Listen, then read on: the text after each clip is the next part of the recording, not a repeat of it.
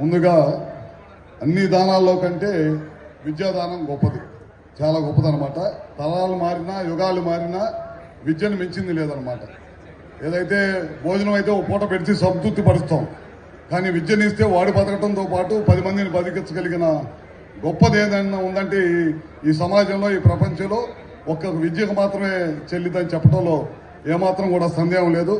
అలాంటి PVR school ఇవాళ శతదినోత్సవంలో నన్ను కూడా పాల్గొనే అవకాశం కల్పించినందుకు మీ అందరూ కూడా పేరు పేరున ధన్యవాదాలు తెలియజేసుకుంటూ, అట్లనే పెద్దలు ఆ రోజు 1925లో దాదాపు 5 ఎకరాల 90 సెంట్లు పిసుపాటి వెంకట రంగయ్య గారు, వెంకటయ్య శర్మ గారు స్థాపించారన్నమాట. ఆ రోజు అనమాట.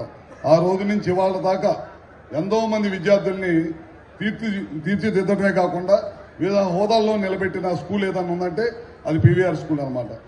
ఎవరైనా మేము ఒంగోలు వచ్చినప్పుడు ఏ మీటింగ్ పెట్టినా, ఎవరు దిగాలన్నా, ఏదున్నా సరే అందరూ కూడా, ఈ ప్రాంత ప్రజలందరూ కూడా గుర్తుపెట్టుకునే స్కూల్ ఏది ఉందంటే పీవీఆర్ స్కూల్. అంటే తెలియని వాళ్ళు ఈ ప్రకాశం జిల్లాలో ఎవరు లేరనమాట.